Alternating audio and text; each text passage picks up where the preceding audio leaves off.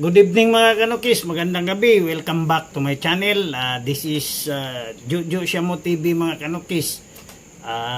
Kung naghahanap ka ng mga bidyong nakakatulong regarding sa pagmamanok, mahilig ka dyan mga kanukis, nasa tamang lugar ka mga kanukis.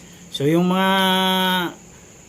napadaan lang dyan at saka yung mga silent viewers natin, inaanyayahan ko kayo mga kanukis, sa palagay nyo ito yung nagugustuhan nyo yung mga video natin, nakaka-relate ka, saka nakakatulong. So ano pa yung inintay nyo? Please subscribe, hit the notification bell icon mga kanukis para parati tayong updated kung ano man yung mga videong i-upload natin mga kanukis. So mga kanukis, yung topic natin ngayon tanong na naman to sa ating isang subscriber mga kanukis. Ano ba daw yung sekreto sa pagbibreed natin, bakit malakas at pumuputok yung palo ng manok natin. So nakikita niya siguro sa mga spar natin. So yan yung tatalakayin at magbibigay ako ng tips regarding dyan mga kanukis, kung ano yung sekreto natin, bakit ganyan yung mga palo ng manok natin. Sa ating pagbabalik mga kanukis, titirahin natin yan.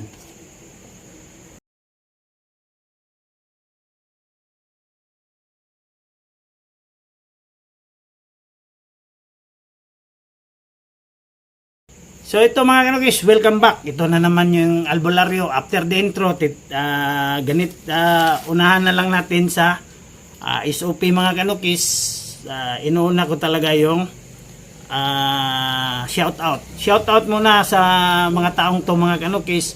Shout out pala kay James Libes Channel, Rio J. Roca, Lester De Leon, Gladden Ray Hamison, Ads TV of Saudi Arabia, and Bench Battlecax. So maraming salamat, at saka maraming salamat pala sa lahat na sumusuporta at nanonood pa rin ng video sa atin, na walang sawang sumusuporta. Maraming salamat. Nang dahil sa inyo mga kanukis, medyo lumalaki na ang channel na to.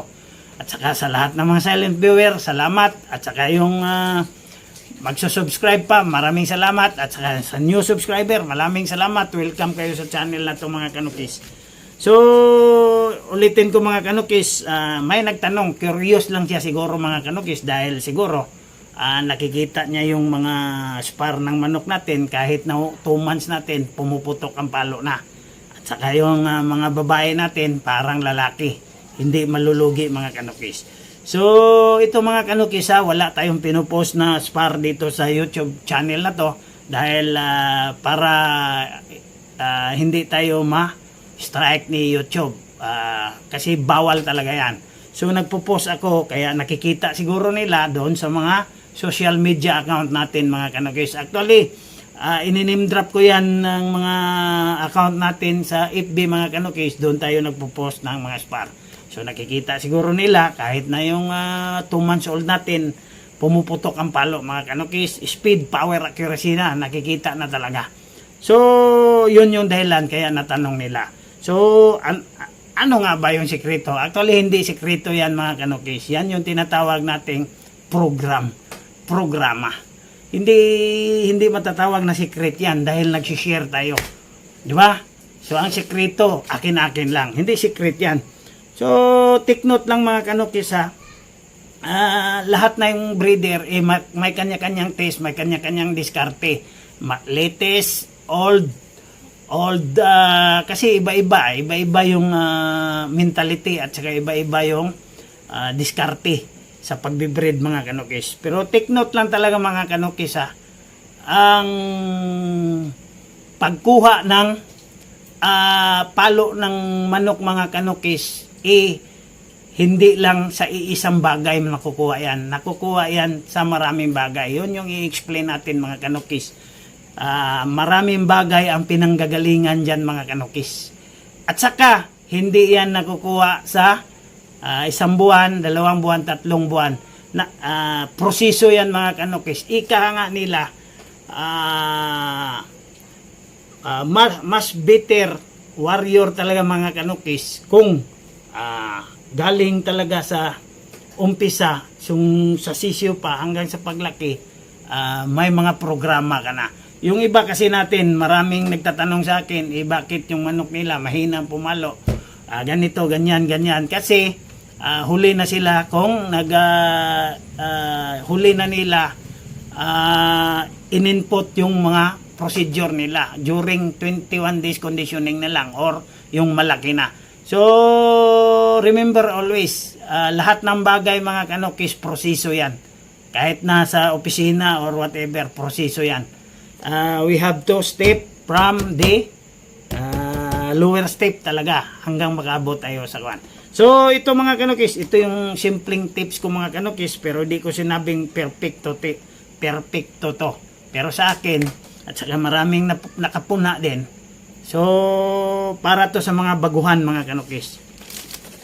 So, ito yung mga proseso. Hindi sikreto to. Process. Ito yung process na pinagdadaanan ng manok ko. Bakit ganun tayo? So, breeding. So, number 1, para makaproduce tayo ng pamalo ng manok. Paano papalo ang manok pag wala tayong manok? So, kailangan talaga natin ng manok. So, mag-umpisa tayo sa pagbibreed ng sisiyo.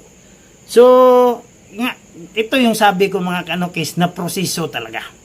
Step 1, selection sa breeding tayo, breeding process. So, para makapag-breed tayo, selection of materials. Kailangan tugma yung pipiliin mo sa lugar nyo. Pag sinabi mong uso doon yung mga maliliit yung breed na kukuhanin mo ng materialis. Pag uso din sa inyo yung malalaki din yung kunin nyo. O ano yung mga estilo, like for example, iba-ibang lugar mga kanokis, may iba-iba kasing, like Sambuanga, Sulu, karamihan dyan, Pamaikyo, Bormes, Lari, Ganoy, ganon yan. Wala, bihira lang yung mga Siamo, Brazilian dyan. So, depende sa lugar nyo mga kanokis. Ang importante lang talaga, selection of breeders. So, pag nag-select tayo ng breeders, dapat super power. Hindi mo murahin. Kailangan talagang top caliber. Kasi, pag top caliber, both parents mga kanokis, at saka yung i-infuse mo dyan, is yung gusto mong fighting style. Pangit naman, ang gusto mong fighting style is free kick, nag-breed ka ng Siamo. Hindi, magpe-free kick yan. So, hindi pa rin. So, ganon. Dapat, ang power, ang putok ng palo, yung pinag-uusapan natin, dapat yung both parents natin, pumuputok ang palo with galing sa top caliber breeder din. Okay, yan yung breeding process, selection of breeder. Ito yung letter B sa breeding. Priming of breeders. Before tayo magbe-breed mga kanokis, kailangan i-kondisyon natin yung breeder. Kasi mga kanokis, pag hindi tayo nagpa-priming, may video ako sa priming kung ano yung priming. Di na natin explain. Pag hindi natin kinondisyon yung breeder, sakitin yung mga sisiw at saka yun yung dahilan kaya magiging reject sila sa paglaki, walang palo na mangyayari.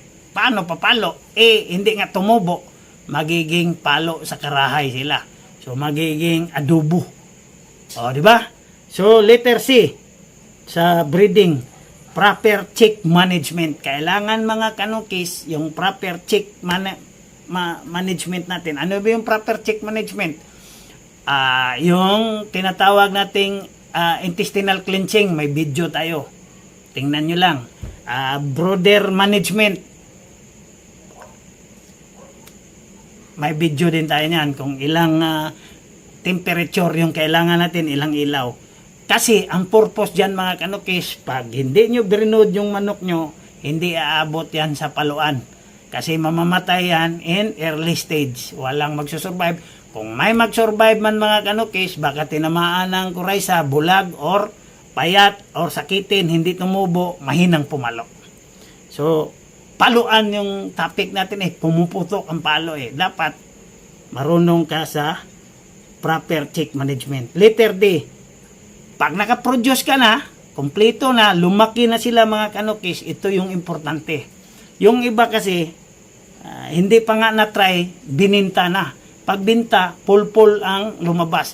Kasi pag nag-breed tayo mga kanukis, kahit na malakas yung nanay at saka tatay sa letter A, selection of breeder, pero hindi compatible, bad traits pa rin yung lumalabas. Ano yung bad traits? Yung mga bad genetics. Bad genetics, mga abnormal, may mga diferensya. So wala pa rin. So ngayon, pag nagbibinta ka, hindi mo lang tinisting, bininta mo kaagad, so ngayon masisira ka. So paano lalakas ang palo pag bad traits? So kailangan, kahit na mahal yung bili natin na materialis, pumuputok ang palo ng nanay at tatay, itesting muna natin. We are the first consumer. Ano ba yung first consumer? Tayo yung unang user. Lahat ng offspring nila, isa lang muna, isang breed lang muna. Lahat ng offspring nila mga kanukis, kailangan paabutin natin sila ng tumanda. I-testing natin lahat. Pag testing, pag nakarate tayo ng 90% successful, nakuha nila yung palo ng nanay at saka tatay, doon pa tayo magmamass production. Kasi nakuha na natin yung compatibility, sure na tayo na compatible. Dalawa ang breeding mga kanukis.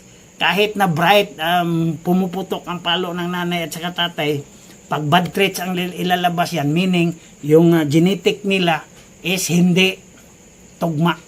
Bad traits. Sa tao, may mga ganon din. Bright ang nanay at sa tatay, pero yung mga anak, puro defective. May bungal, may mongoloid. Yun yung mga bad traits na sinasabi ko. Dapat, pag nag-breed tayo, tayo yung unang consumer. Unang titisting ng produkto natin. So, pag na-testing na natin, nakuha na nating percentage, napakadami kaysa sa bad proper selection. Doon pa tayo magbe-breed ng todo. Yun yung sa breeding mga kanukis. Pag nakuha nyo yung procedure kunyan mga kanukis, talagang pumuputok ang palo ng manok nyo. Dito na naman tayo sa number 2. So, number 1, breeding. So, may ABCD siya. So, ito, number 2, nutrients. May ABCDE. 5. So, 5 nakapaloob dito sa nutrients. Ano ang nutrients? Tamang pagkain. Pag nagpapakain tayo mga kanukis, pag sinabi nating sisiw, yung iba nagpapakain ng tinatawag nating grower. So, pag grower or tahop, wala talagang palo mangyayari dyan mga kanukis. Malnourished yan. Kasi, yung proseso kasi mga kanukis, pag sinabi nating infant sa bata, yung bagong anak, infant milk ang kailangan dyan. Hindi yung bibili tayo ng swak sa tindahan, itimpla natin sa biberon, tapos igano natin. So yung bata nyo, hindi talaga madidevelop yon. Lalaki yon, malaki tiyan, malaking mata. Ganon din sa manok mga kanukis. Dapat pag tamang pakain. So, kung nagkukondisyon tayo, tamang conditioning program. So, number B, letter B, sa nutrients, tamang vitamina. So, dapat from D1 mga kanukis, powder na tayo, vitaminang powder, up to 2 months. Pag 2 months, pwede na nating magturok na tayo kung ano yung mga vitamina. May mga recommendation video ako dyan mga kanukis sa vitamina. Sundin nyo yun. Letter C, sa nutrients, tamang pagbakuna. Walang aabot hindi aabot sa paluan or ispar yung manok natin mga kanukis, kasi yung hinahanap natin dito yung pumuputok ang palo. Paano puputok ang palo ng manok nyo? Kung in the early stage tinamaan yung yard mo ng lasuta, atay or NCD, aratay, ubos. So wala na tayong, hindi napapalo yung manok mo, hindi puputok ang palo. So para sure natin, magbakuna tayo. So yun yung proseso. Letter E sa nutrients, tamang kailangan may tamang minerals tayo. May tamang minerals. Iba yung vitamins, iba yung minerals. So yung paggamit natin ng calcium, dapat moderate lang. Ang iron, moderate lang din. Kasi nakakasama sa manok yan. Kaya napipila yung iba dyan dahil sobra ang calcium. Overdose in calcium can weaken or destroy kidneys, pati high protein mga kanukis, nakaka-destroy yan. So, kailangan nandyan yan. So, yan yung nutrients. So, tapos na tayo. Number 1, breeding process. Number 2, nutrients. Ang number 3 natin mga kanukis, ito yung pinaka-importante. Last phase to mga kanukis. Ito yung tinatawag nating hardening.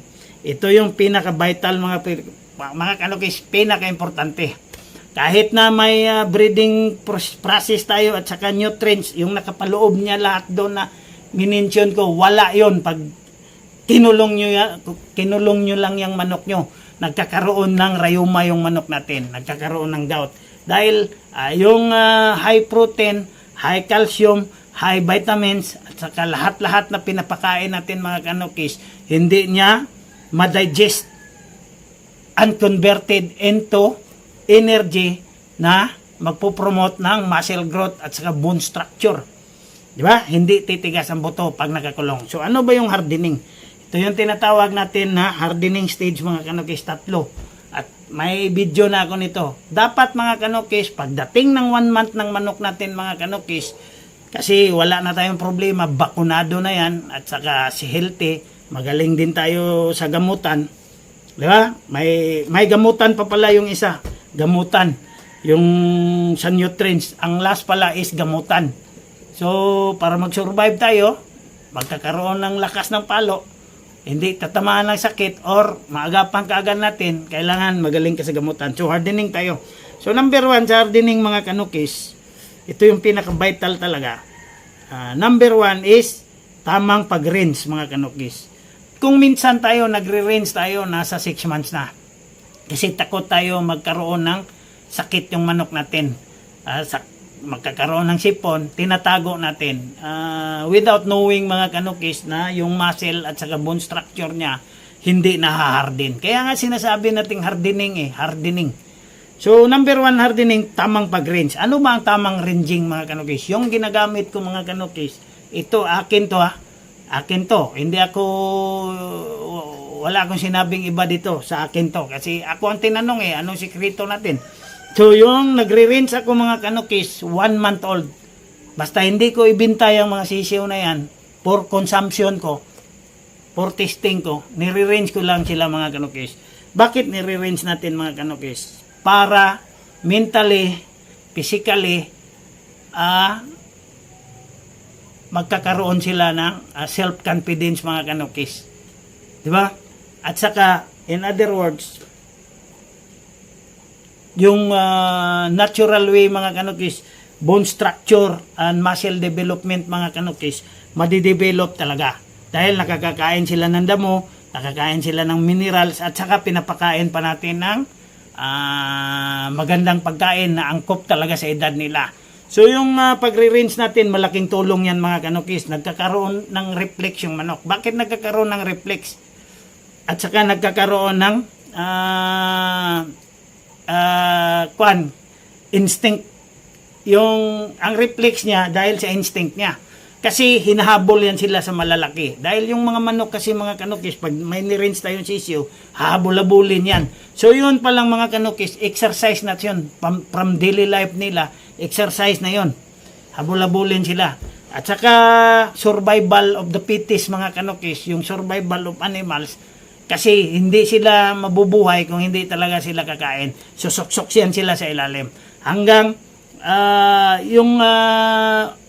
yung batas ng lansangan, kaya na nilang i-maneuver. So ngayon, mag-grow sila na batak, mentally, at saka physically.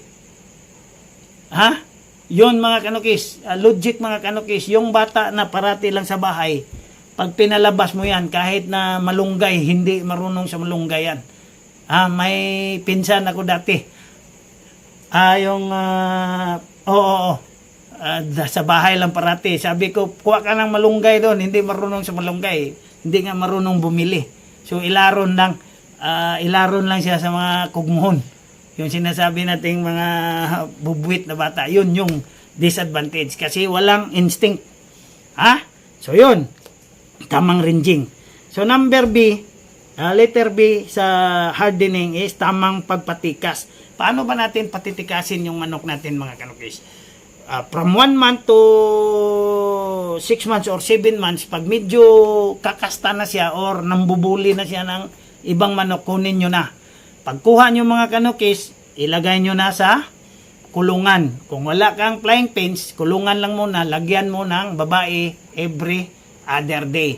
So meaning, every week, 3 babae. Anong purpose ng babae? Para kumakasta siya at saka mabuo yung self-confidence niya. So, flying pins pa rin yan. Nakaganon, flying pins. So, nakabukod yan mga kanukis. Yung nang doon, mga stag lang lahat. Kung wala kang flying pins, kuhan lang. Yung tinatawag nating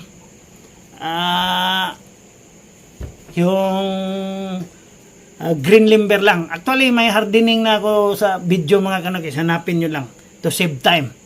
So, letter C, tamang paglagay sa cording. Bakit natin linalagay? So, cording mga kanukis, part of hardening pa rin yan siya. Kasi hinaharden niya yung rain or shine movement yan mga kanukis. So, pag naglagay tayo ng TP, kailangan, pag medyo matapang na siya galing sa hardening, pag naglagay tayo dito sa pagpapatikas mga kanukis, lagyan natin ng dummy cord. Ganon kahaba. Para pag transfer natin sa number 3, tamang paglagay sa cording, i-cord natin sila. Walang shade mga kanukis, walang shaded. Hindi shade. May shade siya yung TP pero dapat open field siya tulad ng mga farm. Mga farm na malalaki sa Texas, walang kahoy talaga, walang kakahoy-kahoy. Bakit? Para ang endurance niya at saka yung maka-adjust siya kung init at saka ulan. Malamig at saka init, ulan at saka dry at saka basa, maa-adapt ng katawan niya. Yun yung purpose ng pagtitipi natin or pagkukord. So naharden yung physical at saka mental niya. Kasi kahit na basahin natin siya sa laban, hindi siya maninibago. Dahil kung uulan, at saka maiinitan na naman, wala rang problema sa kanya. Di ba? Yun yung, kaya yung sakak natin talagang pumuputok ang palo dahil saka na og sa tipi. So kung kailan mo ilaban, doon mo pa i-kondisyon. So yun lang mga kanukis, napakasimple lang. 3 step lang yung tirada natin. Recap natin ha. Number 1, ano yung sekreto? Hindi ito sekreto mga kanukis dahil binulgar ko natin yun. Breeding process. So ano ba yung nasa breeding process? Selection of materials, priming of breeder, proper chick management, testing, or selection of stags. So, sa nutrients, tamang pagkain, tamang vitamina, tamang pagbakuna, tamang paggagamot, yun, di ba? So, hardening. 3 lang ang hardening. So, tamang ranging or pagkawala ng manok, tamang pagpatikas, tamang pagcord.